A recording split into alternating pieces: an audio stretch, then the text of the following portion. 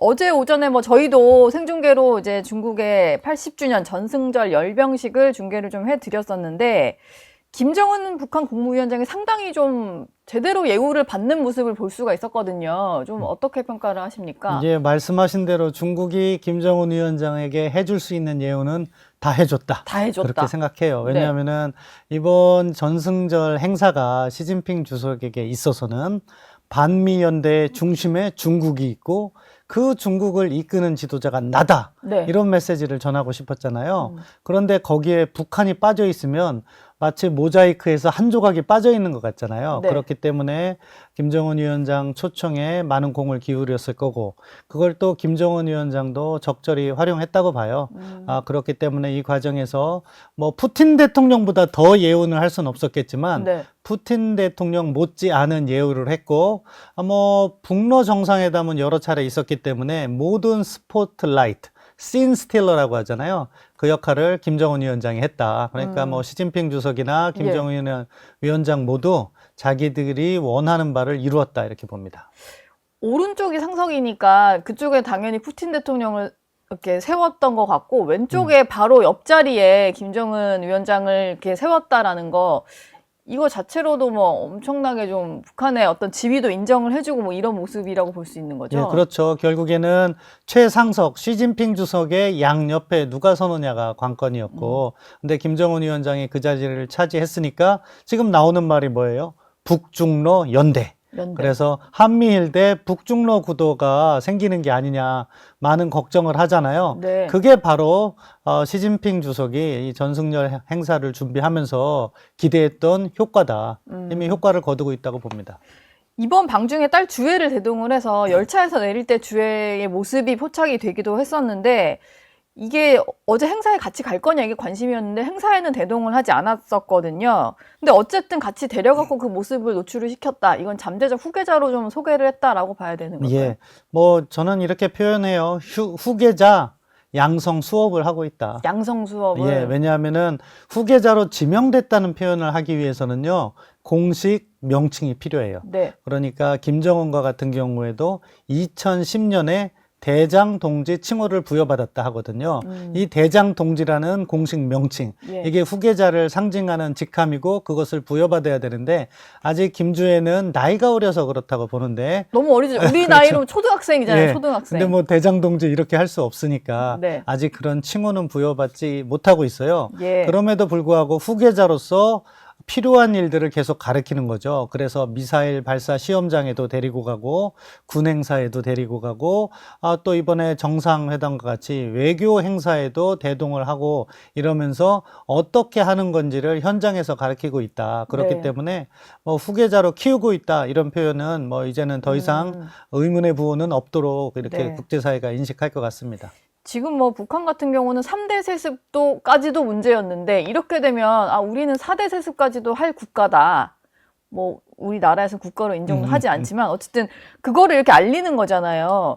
근데 그 어느 독재 국가라 할지언정 이렇게 세습을 계속 하는 나라가 흔치 않은데, 중국이나 이런 데서 보기에는 주회를 데리고 나타나서 이제 4대 세습을 좀 어느 정도 천명한 거? 이런 거에 대해서 좀 어떻게 생각을 할까요? 그러니까 중국이나 러시아나, 사실 뭐 러시아는 지금 사회주의라고도 하지 않지만 예. 이 사회주의를 표방하는 국가들도 사회주의 총의제라는 게 있어요. 그것은 뭐냐면은 공산당이 집권을 계속하지만 그 공산당의 리더십은 민주적 절차에 의해서 선출해야 된다는 거예요. 네. 그런데 북한과 같은 경우에는 그런 과정이 생략되고 마치 왕조처럼 세습 정권을 유지하고 있으니까 중국 측에서도 불편한 목소리가 나왔던 적도 많아요. 다만 이제 중국 입장에서는 예. 북한이라는 체제를 자기 편으로 끌어들여야 하는 과제가 있기 때문에 그것에 대한 불만은 표시 않고 현실을 인정한다. 뭐 외교적인 표현으로는 북한식 사회주의의 특성을 이해한다 이렇게 표현할 수는 있겠지만 네. 아무튼 그것에 대해서 문제 제기는 하지 않는 것 같아요. 주회가 일단 동행하긴 했는데, 뭐 어제 당연히 뭐 북러 정상회담 이런 데 배석할 만한 이제 나이대는 아니니까 앞으로 뭐 김정은이 중국에 남아서 여러 가지 일정이 더 있을 거잖아요. 동행하는 모습을 좀 노출을 시킬 걸로 전망하시나요? 네, 뭐 자연스럽게 노출이 되잖아요. 네. 김주애가 이번에 노출된 것은 북경역에서 기차에 내릴 때 김정은 위원장의 뒤에 따라왔잖아요. 네. 당연히 그건 노출을 전제로 한 거고요. 여러 가지 행사가 있을 테고 그때 모습이 포착될 거라고 봅니다. 다만 공식적인 정상회담에 대동할지는 아직도 의문이에요. 왜냐하면 2010년인가요? 김정일이, 김정은의 아버지죠. 마지막으로 중국에 갔을 때 김정은을 데리고 갔었대요. 근데 공식 행사장에는 안 나타났어요. 정상회담 같은데. 네. 예. 그러면서 사적인 장소에서 소개시켜주는 정도였을 텐데, 뭐 그런 관행을 유지한다면은 아직 공식 정상회담에 참석하지는 않겠지만 여러 가지 과정 속에서 만찬이라든가 그런 네. 것을 통해서 이제 다음 세대임을 소개시켜주는. 그래서 예전에 북중 관계가 한때 안 좋았다가 다시 복원됐을 때 북한에서는요 이런 표현을 사용했어요. 북중 관계는 대를 이어서 협력해 나가는 관계다. 대를 이어서. 네, 북한에 있어서는 1세, 2세, 3세, 4세 이렇게 네. 세습을 얘기하는 거고 중국은 전통적인 우호 협력 관계라고 얘기했어요. 그만큼 양측이 북한의 세습을 바라보는 다른 시각이 담겼다 그렇게 봅니다. 예. 이번에 김여정이 동행한 것은 어제 확인이 됐는데, 부인이 리설주가 같이 간 것에 대해서는 아직 확인이 안 되고 있어요. 물론 포착되지도 않아서 아마 본인은 가지 않고 딸만 보낸 걸로 좀 추정이 되는데, 그랬다면 만약에 특별한 이유가 있을까요? 본인이 계속 뒤로 빠지고 딸을 그러니까 앞으로 내세우는? 리설주의 입장에서는 자신보다 딸을 중요시 여기는 거죠. 퍼스트 레이디가 있고 퍼스트 도터가 있으면 퍼스트 레이디가 더 주목을 받을 수밖에 없잖아요. 네. 그러니까 자신이 한 발 물러나면서 김주애를 갖다가 지금 부각시키고 있다. 따라서 지금 김주애가 이렇게 후계자로서 인정받는 과정에는 그 뒤에 리설주가 자리 잡고 있다. 그렇게 생각합니다. 아직은 어리지만 저희 뭐 예전에 사극 같은 거 보면 내 아이를 왕으로 만들려는 뭐 이런 중년의 마음 같은 사실 거예요. 이 권력의 메커니즘은 이게 어차피 북한 국민들이 선택하는 게 아니니까 조선시대와 더 가깝다고 봐요. 그렇기 때문에 네. 권력작용에서 누가 최고 지도자의 마음을 얻을 것인가. 그러니까 그 과정에서는 치열한 암투가 사실 있었어요. 김정일도 장남이라고 무조건 된 게 아니고요. 처음에는 자신의 삼촌, 그러니까 김일성의 동생인 김영주와 상당한 경쟁을 했던 거고요. 네. 김영주를 물리친 다음에는 자신의 배다른 동생 김평일과의 권력투쟁도 있었어요. 김정은 역시 마찬가지죠. 원래 적장자라고 할 수 있는 김정남을 어떻게 보면은 모함이죠. 그 일본 디즈니랜드에 가는 것이 정보가 유출돼서 그때부터 눈밖에 났다고 하니까 그런 식의 보이지 않는 권력 투쟁이 있다. 그렇기 때문에 김주애가 지금은 후계자로서 잘 양성되고 있지만 영원한 것이냐 모르는 거죠. 그쵸. 뭐 사실 고모인 김여정도 아직 건재하고 다 젊으니까 그렇죠. 나이가 북한의 어떤 수행단 모습이 좀 포착이 된 게 공개가 되기는 했는데 확인된 바로는 아직까지 군 측 인사, 군 고위 인사는 명단에 없는 것으로 좀 보이는데요. 열병식 행사고 뭐 앞으로 북러회담, 뭐 북중회담도 곧 있을 걸로 보이는데 군 인사가 빠진 것은 어떻게 해석을 해야 될까요? 예, 뭐 두 가지 측면이 있다고 봅니다. 사실은 갔는데 아직도 포착이 안 됐을 수도 있고요. 네. 다른 하나는 북한 입장에서는 러시아하고 군사협력을 강화하고 있잖아요. 네. 그러니까 아직은 뭐 중국하고 군사협력까지는 희망하는 게 아니다.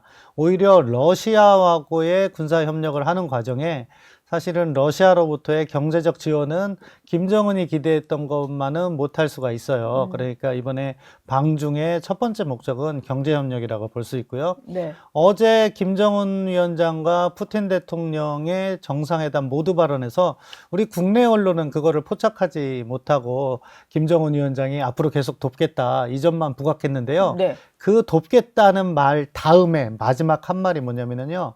양국 국민의 복리 증진이라는 표현을 썼어요. 복리 증진. 경제 발전을 시키자. 네. 이야기는 뭐예요? 러시아로부터 경제적 지원, 그리고 역으로 우리도 러시아를 돕기 위해서 북한 노동자를 파견하겠다 하는 복선이 깔려 있다고 봐요. 그렇게 해서 지금 김정은 위원장의 목표는 우리가 피를 흘렸으니까 경제협력 강화해서 우리 잘 살게 도움을 달라. 그 메시지가 담겨 있는데 그 부분은 언론에서 저희가 포착하지 놓쳤군요. 못하더라고요. 오늘 다시 읽어봐야겠네요. 네. 그러면은 러시아와도 중국과도 뭔가 경제 협력에 조금 더 방점이 찍혔다 이렇게 볼 수도 네, 있겠네요. 왜냐하면은 김정은 위원장은 대외 안보 환경은 네. 자신들에게 유리한 구도가 조성됐다고 볼 거예요. 왜냐하면은 북러 관계를 통해서 제재가 약화되고 있고 또 북중 관계까지도 하면은 기반은 조성됐다. 그럼 뭐를 해야 되냐? 경제 발전을 시켜야죠. 네. 사실은 이제 내년이면은 북한에 새로운 당대회가 있을 거예요. 2021년 당대회 때 핵 이야기를 많이 했지만 경제 발전 시키겠다고도 약속을 했거든요. 그런데 경제가 여전히 어렵잖아요. 북한도 사실은 뭐 북러 협력 이후에 뭐 위기는 넘겼다고 하지만 사실 쌀값이라든가 이런 걸 보면 경제가 여전히 불안한 상황이에요. 네. 그렇기 때문에 김정은 위원장의 행보는 경제 행보다 이렇게 볼 수가 있고, 그래서 저는 트럼프 대통령과의 정상회담에 김정은 위원장도 열린 자세로 접근할 거라고 봐요. 어제 열병식 참관을 하려고 북중러 3국 정상이 태남원 이제 막루에 올랐고 그 자리에는 우리 우원식 국회의장도 물론 앉아 있었는데 한 샷에 잡히기는 좀 먼 거리였고요. 일단 이제 국회의장실에서는 열병식 참석을 뭐 하러 가면서 김 위원장과 악수는 나눴다. 짧게 뭐 7년 전에 만났습니다 했더니 네라는 답을 했다. 요 정도로 공개를 했는데 의미 있는 만남이라고 보기는 좀 어렵겠죠. 어렵죠. 그리고 김정은 위원장이 별다른 설명 없이 내라고 한 거는 사실상 말을 자른 거잖아요. 네. 그건 지금 북한의 인식이 그대로 담겨 있다고 봐요. 지금 지난번 한미 정상회담에 대해서도 북한은 우리 이재명 정부는 비판하면서도 트럼프 대통령은 비판하지 않았어요. 그건 뭐냐? 북미 정상회담에는 열려 있다는 거고, 그 과정에서 한국의 역할, 과거 문재인 정부에서는 한반도 운전자론 해서 네. 우리가 뭔가를 하겠다는 거였는데 예. 그런 한국의 역할을 인정하지 않겠다는 거예요. 그런데 다행히도 뭐 이재명 정부도 페이스메이커 역할을 하겠다고 했잖아요. 그렇기 때문에 접점은 만들어질 수 있다고 봐요. 그 접점이라고 하는 것은 과거 문재인 정부는 남북이 소통을 해서 북미 관계를 연결하겠다 이런 접근이었다면 지금은 여기잖아요. 미국과 북한 간의 소통을 우리가 주선하고 그 소통의 결과로서 남북 관계도 만들어가겠다는 접근이기 때문에 네. 저는 그러한 접근은 뭐 현실에 부합한다고 봐요.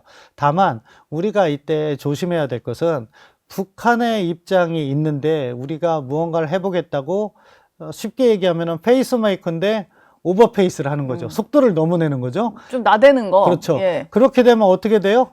페이스메이커로 실패하게 되는 거예요. 네. 그러니까 그런 점을 우리가 유의해서 이번에 우원식 의장 제대로 된 의전 못 받았고 북한으로부터도 사실은 차가운 대우를 받았다고 볼 수 있는데 네. 그렇다고 해서 좌절할 필요는 없다. 그게 우리의 역할이고 결국에 새로운 대화가 이어지면 우리도 북한을 만날 수 있는데 저는 이 과정에서 중요한 게 반드시 있어야 된다. 그 중요한 것은 북한 비핵화가요. 단기적으로는 어렵다 하더라도 우리가 그 목표를 절대 포기해서는 안 된다.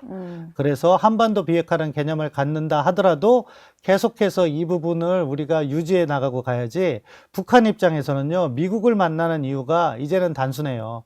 경제 기반은 중국과 러시아부터 확보했기 때문에 미국을 만나서는 핵 군축이라든가 자신들의 핵 보유를 인정받거나 네. 그거를 하기 위해서 또 제재를 해제받기 위한 그런 행보로 나갈 것이 너무나도 명확하거든요. 그거를 우리가 알면서 조심하고 접근하는 게 필요하지. 네. 대화를 위한 대화를 하겠다 하면은 자칫 새로운 대화의 분위기가 조성된다 하더라도 그것이 북한 핵을 인정하는 대화가 될 수 있기 때문에 조심해야 된다는 거죠. 근데 지금 트럼프 대통령의 메시지가 나오는 걸 보면 그냥 사실상 북한 핵은 어느 정도 인정을 하고 가겠다라는 취지로 해석되는 말도 있었던 것 같은데요. 거기에 우리가 좀 끌려가지 않으려면 그럼 어떻게 해야 됩니까? 트럼프 대통령의 메시지는 두 가지예요. 예. 그러니까 북한은 누클리어 파워다 이렇게 하면서 핵을 갖고 있는 사실을 인정하는 거죠. 네. 근데 그것이 북한의 핵을 인정하겠다는 게 아니라요. 그러한 현상을 우리가 인식하고 위기 관리를 하겠다는 거예요. 북한이 누클리어 파워라고 얘기한 다음엔 항상 뭐라고 얘기하냐면 네. 나는 김정은과 관계가 좋다. 그렇기 때문에 한반도 상황이 안정적이다. 그것은 위기 관리 차원이고요. 이번에 한미 정상회담에서도 트럼프 대통령은 denuclearization, 비핵화란 말을 썼어요. 그리고 미일 정상회담이나 여러 계기에 북한 비핵화란 표현도 했고 미국 국무부는 한반도 비핵화가 아니라 북한 비핵화란 말을 사용하고 있습니다. 그러니까 트럼프 대통령도 비핵화는 시켜야겠다는 생각을 하고 있는 것 그 같고 인식은 기본적으로 그냥 변하지 않게 갖고 그렇죠. 있는 거고요. 다만 현재 한반도 상황을 안정시켜야 되기 때문에 그 부분을 강조하지 않고 있는 거라고 봐요. 어제 푸틴 대통령 같은 경우는 그 우원식 국회의장을 리셉션 현장에서 만나서 뭐 김정은에게 전해줄 말이 있냐 뭐 이렇게 좀 메신저를 자처를 했었거든요. 굳이 이런 말을 우리 국회의장에게 한 이유는 뭐가 있을까요? 러시아는 자신들의 영향력을 확대하고 싶어 하죠. 예. 지금 우리 한러 관계가 안 좋잖아요. 우크라이나 전쟁 때문에. 네. 그러니까 러시아로서는 한국의 도움이 필요한 부분이 있고, 그러니까 한반도 문제에 자신이 역할을 하겠다. 푸틴 대통령의 오지랖을 보였다. 그렇게 네. 생각하는데요. 예. 아무튼 뭐 나쁘지 않다고 생각해요. 다만 아까 제가 속도 조절 말씀드렸잖아요. 지금 러시아는 우크라이나 전쟁을 일으킨 당사자고 그렇기 때문에 서방 세계로부터 상당히 비난의 대상이 되고 있기 때문에 네. 저는 이 과정에서 우리가 러시아를 통해서 뭘 해보겠다 하는 생각은 약간 속도 측면에서 뒤로 미뤄야 된다고 생각해요. 지금 상황은 한미 공조 하에서 풀어간다는 입장을 일관되게 견지하는 것이 우리 한반도의 상황에 더 적합하다 그렇게 네. 생각합니다. 오늘 또 뒤늦게 알려지면서 좀 화제가 되고 있는 게 있는데 어제 시진핑 주석과 푸틴 대통령이 행사장에서 나란히 걸어가면서 둘이 뭐 어떤 대화 나눴는지가 이제 한 마이크에 좀 포착이 됐는데요. 푸틴 대통령이 뭐 인간의 장기는 계속 이식이 될 수 있고 불멸에 이룰 수 있다. 그리고 시 주석은 사람이 150세까지 살 수 있을 것으로 예측한다. 뭔가 장수에 관한 얘기를 둘이 나눴어요. 굳이 이 중요한 행사장 가면서 이게 이슈가 된 이유가 뭐가 있을까요? 그만큼 건강 이슈가 건강에 있나? 대해서 관심이 많은 거죠. 네. 두 분 다 70대잖아요. 52년생, 53년생이니까. 그러니까 아무래도 건강해야 집권도 더 오래 하고 네. 하는 그런 개인적인 아젠다인 거죠. 그게 그분들의 진솔한 마음이라고 생각해요. 그러니까 한편에서는 당신도 건강하고 나도 건강해서 오래오래 같이 하자. 불멸의 어떤 예. 150세까지 한번 예. 집권해보자 이런 걸까요? 그런 마음이 있는 거죠. 예. 사실 김정은 북한 국무위원장도 건강 이상설이 좀 돌 정도였어요. 그래서 이제 나이가 어린 딸을 굳이 후계자로 빨리 소개하는 거 아니냐 이런 해석도 있었는데 이번에 보시기엔 좀 건강 상태가 어떻게 보이셨어요? 예, 사실 몇 년 전에 김정은 위원장이 다리를 저른 적이 있어요. 네. 걸어가는데. 그리고 한 번은 또 이쪽 오른쪽 팔이었던가요? 그쪽을 예. 잘 못 움직이고 이렇게 대화하는 모습도 보였고요. 그래서 저도 이번에 유심히 봤어요. 그러니까 천안문 막루에 오르기 전에 그 전에 있는 게이트에서 등장하는 사열받으면서 등장하는 모습이 있었고 그리고 기념 촬영이 있었고 막루에 오르는 모습이 다 담겼어요. 네. 김정은 위원장이 첫 줄에 일렬에 섰기 때문에 시진핑 주석의 왼쪽에 있었기 때문에 방송을 통해서 다 볼 수 있었는데 걸음걸이나 이런 모습은 과거와는 달랐다. 이번에는 좀 건강한 모습을 보였더라고요. 그래서 또 중국을 방문할 수 있었지 않았나도 싶은데 네. 아무튼 화면에 나타난 모습은 건강상으로는 별다른 문제가 없어 보였다. 그렇게 이상이 평가합니다. 크게는 없어 보였다.